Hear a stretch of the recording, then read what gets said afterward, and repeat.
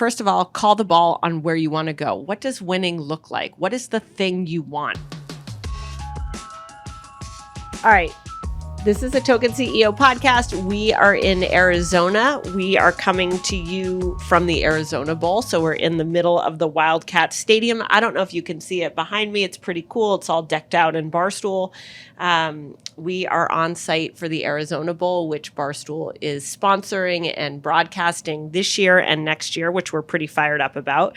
But since we are women and we are efficient with our time, we're going to also do an episode while we're here and get a whole bunch of content, which is pretty much everything that everyone else at Barstool is also doing here. So we're happy to be in Arizona. We're so grateful for the Arizona Bowl team for hosting us. This is a big opportunity. We signed on to do this 3 years ago. We talked about it a lot in last week's episode.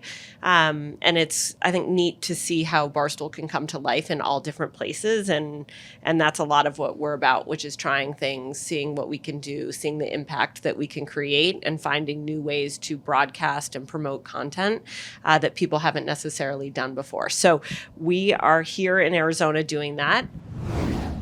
All right, so before we get started, we're just going to say a huge thank you to Omega Accounting Solutions. Omega Accounting Solutions makes this podcast possible. What's great about Omega Accounting Solutions is that they have a lot of solutions for your small business. So if you're not so great at the books, if you're not sure about accounting, if you don't know anything about tax credits and what's happening in the government, Omega Accounting Solutions can help you. They can also do a whole bunch of other stuff. The big thing right now is there's something called the Employee Retention Credit, and you can take advantage. You can get up to $26,000 back per employee if you employed people during COVID. Omega Accounting Solutions knows all about this. So if you go to omegataxcredits.com/barstoolsports, you can find out more. Or you can call 800-300-9ERC. That's 800-300-9ERC, or visit omegataxcredits.com/barstoolsports now. All right, so it's Tuesday, January 10th. What we're going to do today for this episode, basically what I broke down on the plane on the way to Arizona, is what I think the 4 scenarios are that people are thinking about going into a new year. You got a new job, you don't have a job, you want to step it up in your current job, or you're making the decision to look for a job. 4 scenarios that I think are most common. This is just from my experience. I could be wrong. I could be missing 100. I could have terrible advice. You could not give a shit what I have to say. I'm open to all of that. I think the 4 scenarios when you enter into a new year as it relates to your job are: you have a new job. Scenario 1. Scenario 2, you're deciding you want to leave your job. You've decided you want to leave. That's scenario 2. Scenario 3 is you find yourself without a job. And scenario 4 is you're going to go for it at your job. So let's just take it from the top. New job. So it's a new year. You have a new job. What are you going to do about it?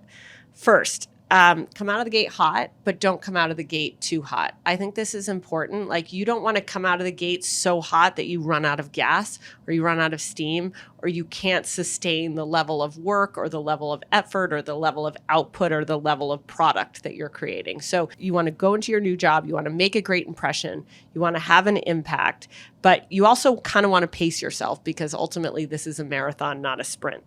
Second thing you should do is ask for priorities. What does your manager care about? What does her or his manager care about? Like, what do people want to get done around there? You've got to ask that question and write down the answer. One of the things like I'm kind of staggered by is like, I'll sit in a meeting. Like we had a huge meeting at the end of the year about priorities in one of our groups, and nobody took notes. And I was like, what the fuck is this? Like, how's anybody going to remember anything? This is just a waste of time. It's also disrespectful. I think it's disrespectful to your manager. And it shows that you're really not bought in. You're not listening. I think it's perfectly acceptable to listen, to take notes, and then be like, I think half of this is bullshit. That's totally fine. But ultimately, you have to understand where your boss and your company is coming from. So what are their priorities? I also think it's a really good exercise to make them declare them, because then you have something to go back to, right? Like, I'm guilty of, I can change my priorities all the time. Today I want to do this. Tomorrow I want to do that. It's fucking annoying. People who work for me hate that. And you know what? They're right to hate it. But if they wrote down the priorities I set on day 1, they could come back to me on day 2 and say, this was the priority. Is that still the priority, or is the priority change? And that holds your boss accountable to what you're working on, and it makes you completely aligned against what you're trying to achieve together. Third is ask for the vision. You should always, always, always ask for the vision. What is the vision for this group? What is the vision for this client? What is the vision for this customer? What is the vision for this line of business? What's the vision for this division? Ask people what their visions are. You're going to be a little bit disappointed because I think most people have trouble articulating their vision. Sometimes I have trouble articulating a vision, but I think it's so, so, so critical. If you don't have a vision, you don't understand where you're going, and there's nothing bigger or broader or more important to buy into. Then make a vision for yourself.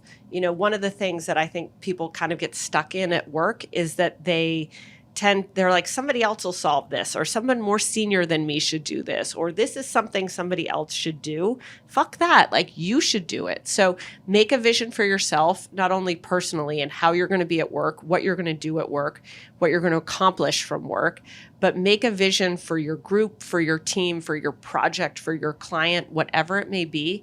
Write it down, email it to everyone, repeat it, share it, and that will help keep you grounded and focused on what you're trying to achieve. Set good habits and write those habits down. What are the things that you learned from your last job that you hated, or you learned from your last job that you loved and you want to keep going and you want to keep doing? Write those things down, and then set a few goals for yourself. This should be part of your vision. Set a goal. Understand how you're going to measure it and communicate it. Don't have 100 goals. You're not going to do 100 things. We had a meeting at the end of the year where someone was taking me through their group, and it was like 25 pages of PowerPoints. And I'm like, nobody can fucking remember this. Nothing stands out here of like, we're going to solve this problem. We're going to achieve this thing. And this is the metric that we know when we've achieved it. So do these things for yourself, do these things for your group, ask these things of your manager, and that will set you up for success in your new job. Okay, next scenario. What do you do when you decide to leave your job? What now? So you've made the decision, you hate where you work, you hate your boss. I was in line at the pharmacy at CVS the other day and like in my DMs, and this awesome woman was like, I'm leaving my job. I've made the decision. My boss was the best man in our wedding and is my husband's best friend. And how do I get out of this job? Which I was like, fuck, that's a sensitive situation, but great question. So got me to thinking, what do you do when you're ready to leave your job? First, understand when your bonus is going to hit. It's like, don't leave before your bonus gets paid, and make sure you understand if there's any strings attached with that bonus, because you're just stupid to leave money on the table. If you're going to leave money on the table, make sure you've negotiated that into the pay of your new job. So if you're like, hey, if I leave before February 15th, I'm going to miss a $10,000 bonus, make sure your new company gives you a $10,000 signing bonus, or somehow, or try to make that new company make you whole, or better yet, get the signing bonus and get paid your bonus from your last job. So figure out when your bonus is going to be paid. The next thing is, if you don't have a job yet, use the time between now and whenever your bonus gets paid to get your resume together. Get your shit together. A resume is like packing. You can't do it rushed. You can't do it all at once. You got to like open the bag. You got to put stuff in it. You're like, ooh, this doesn't all fit. I'm going to take some stuff out. You got to rearrange it. Have a bunch of people read your resume. People you respect, could be your mom, could be your dad, could be your friend, could be a college professor, could be somebody you've worked with. Get a lot of input on your resume and take your time doing it. If you rush your resume, you're going to miss something and it will reflect poorly on you. If you have a great, tight, super clean, no punctuation errors, no grammar mistakes, articulate resume, it just opens the door for all the jobs that you could get. Because let's face it, you're applying to jobs that there's likely dozens or hundreds of other people applying for.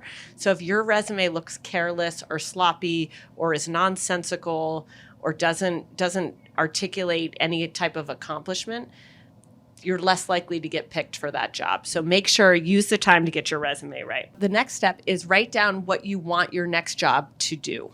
So you've decided you want to leave this job. Write down what you hated about this job and what you loved about this job and what you learned from this job. What you learned from this job should go on your resume. More importantly than that, what did you accomplish in that job? Put that on the resume.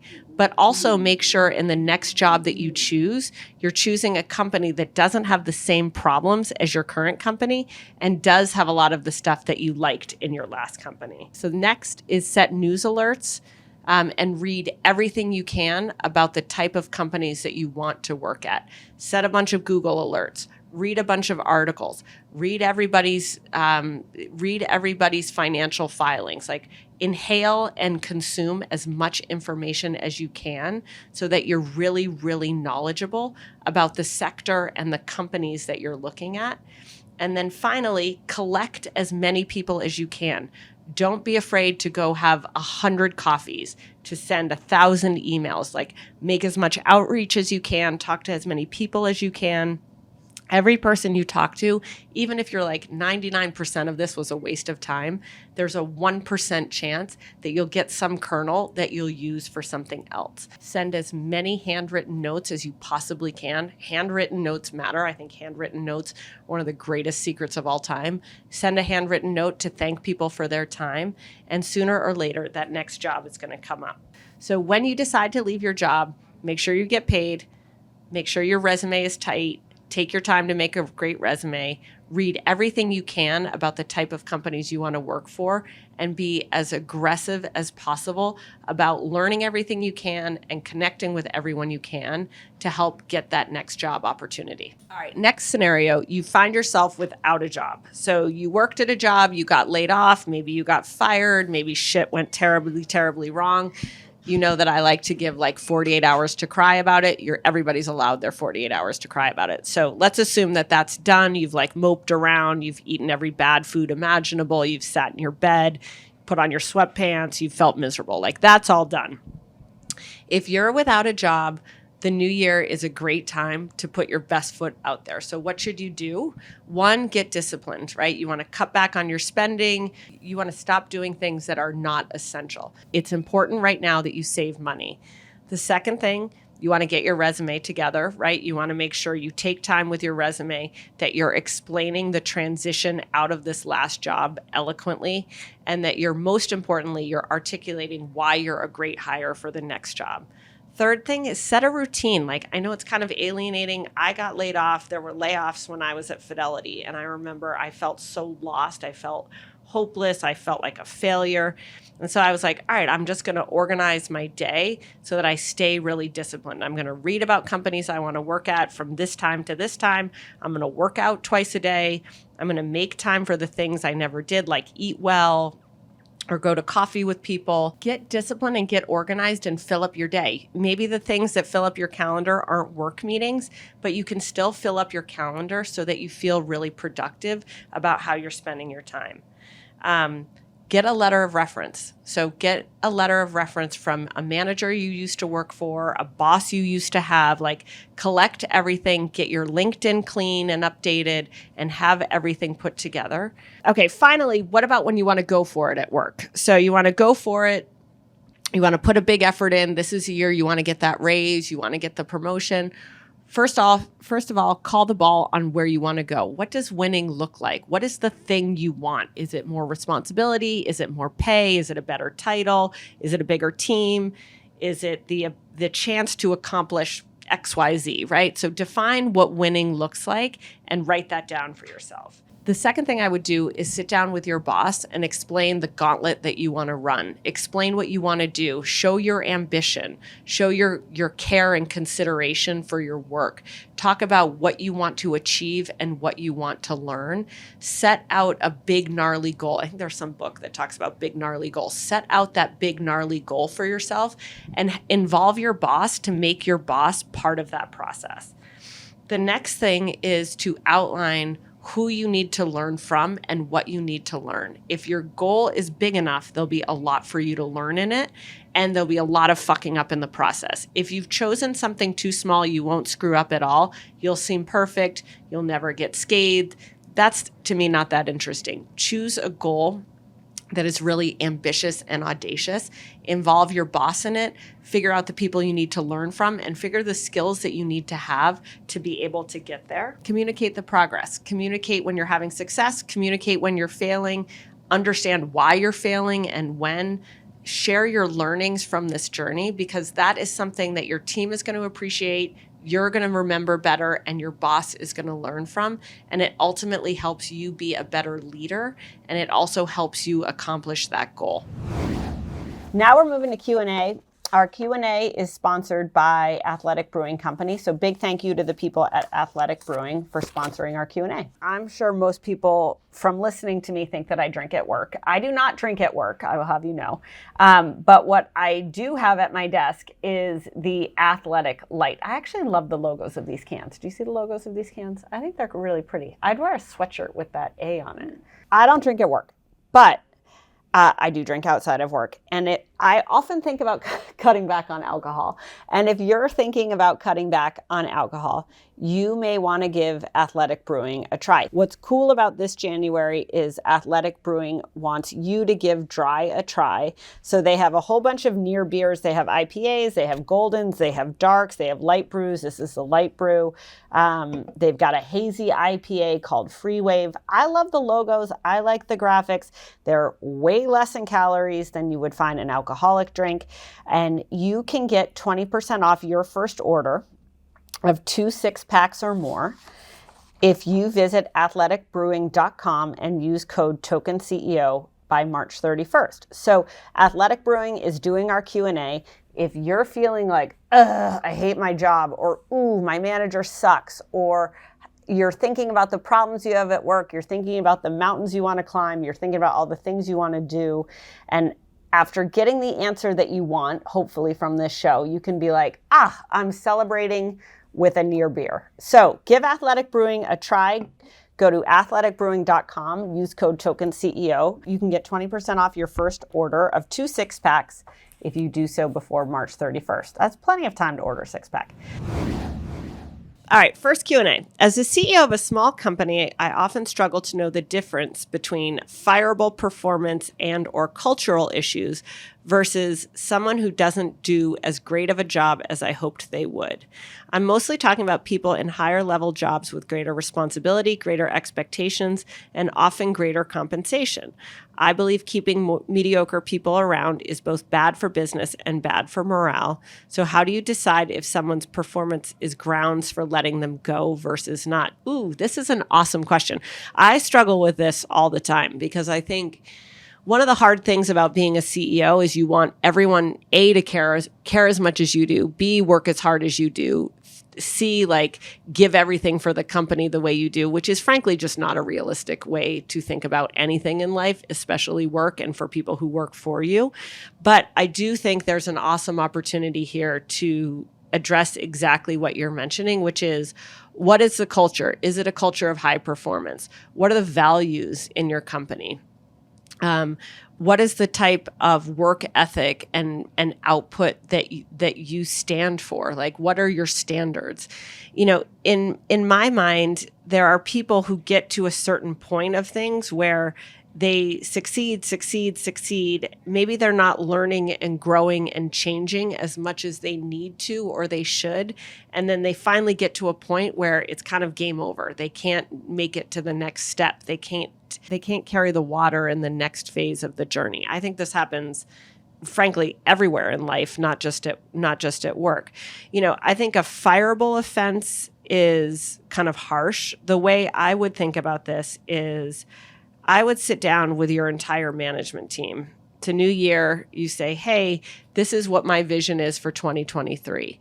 This is what I want us to accomplish as a team for 2023. This is what my standards are for this year. And then I think you should sit down with all of your business leaders or all the group leaders or your management team, and you have to have that same conversation. My expectation is that this year we're going to do this with this. My expectation is that you are going to drive the vision, that you're going to articulate the process, that you're going to create a framework, that you're going to break through in this category or with this client or with launching this thing, whatever it may be.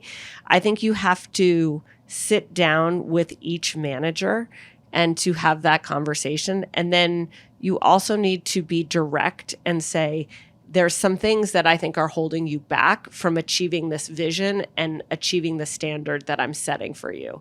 It could be the way they work with other groups. It could be executive maturity. It could be their work product. It could be their work ethic. It could be their communication style. It could be a whole bunch of things. But I think it's really important to set the big mission for the group and then to have the same vision shared with each one of your managers with some very specific acute feedback for how they're getting there. The other thing you might want to try is 360-degree reviews. We're doing that for the first time this year at Barstool, and I think it's going to be insanely helpful. I also selfishly find that it's going to be insanely helpful for me because then it's not just my opinion about if somebody's doing a good job or a bad job. It's like, here's everybody's collective feedback on where you're crushing it and where you're not. And you can add that for emphasis around where you want someone to go. If you lay out that gauntlet, if you lay out the standard and you set your vision, then you have something to go back to say you're not hitting the vision. If you don't do it, you don't have anything concrete there, and then it gets kind of gray and it gets a little bit messy. So the more you can set out, this is my expectation, this is where you're falling against that expectation, and this is where I want us to go, then you can say in 3 months' time or in 6 months' time, you're not getting there. This isn't going to work out. I think the best thing to do would be for you to move on, and I'm going to move on. So that's how I would handle that. Next question. I have a new manager who has zero to no interest in my growth in my sales position. I'm currently contracted and my contract ends next August. When I ask him what he needs to see from me in order to be fully signed on, he says, I need to get to know you better and grow the sales. Well, that was 3 months ago. Sales have grown and he avoids having another conversation about my growth every chance he gets. A little backstory is I went from teaching to pharmaceutical sales, and I want to learn as much as I can to not only grow in my position, but to help the company grow as well. I was wondering if you have any advice on how to get my manager to give me some sort of answer where I stand in my position. All right, I think you have a shitty manager. So let's just call that out. You have a shitty manager. He's avoidant. He's not particularly communicative. He doesn't seem very invested in you personally, let alone being invested in your growth. This guy clearly wants to sell pharmaceutical widgets or prescriptions or whatever it may be. He wants to sell shit. Just gonna wave to these nice people. So he clearly wants to sell. He clearly wants to sell drugs, or he clearly wants to sell pharmaceuticals, but doesn't seem like he's that interested in much else. To be honest, this is very common in sales jobs because what often makes great salespeople makes them terrible managers. So the first thing, just because it seems like you're new to the sales game in general, I think it has a lot of shitty managers in it. People who like to manage are kind of a different breed of cat than people who like to go sell and close the deal and make the sale and get the win. I think that you probably should give up on this guy as a person who is going to mentor you, who's going to grow you, who's frankly going to want to engage with you to have a meaningful discussion about your career. That doesn't mean give up on your job. What I would do is to look around you. Maybe some other sales manager has a lot to offer. Maybe your HR team does. Maybe your marketing team has a lot of smart people. Maybe the physicians group has great leaders in there.